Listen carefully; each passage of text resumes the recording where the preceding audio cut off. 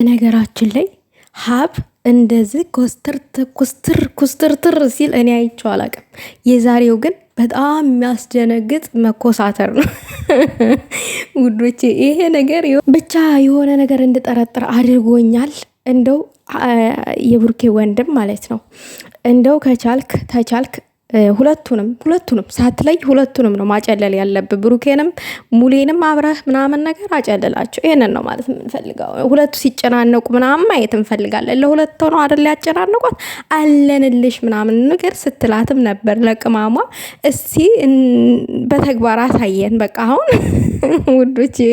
እኔ እኮ አላቀጣጥር እና ምን መሰላችሁ ውዶች፣ የሆነ ሰው ሲጨነቅ ደስ ይላችኋላ። የሆነ ሰው ደግሞ ሲደሰት ምናምን ሲያስጨንቅ ደስ ይላችኋላ። ምንም ማድረግ አይቻልም። እና ሀይሚ የተጨነቀችውንም እነሱ መጨነቅ አለባቸው። ልክ ሲጨነቁ ማየት አለብን። እስቲ የሆነ ነገር ፈጥረህ እነዚህ ሁለት ልጆችን አጨለለልን ትላላችሁ።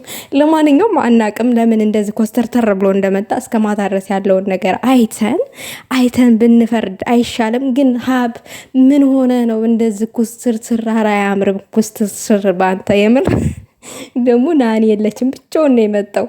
ውይ ቤተሰብ የዛሬው በጣም ይሆናል ያስፈራል። እኔ ፈርቻለሁ እንጂ በሱ መኮሳተር ማለት ነው።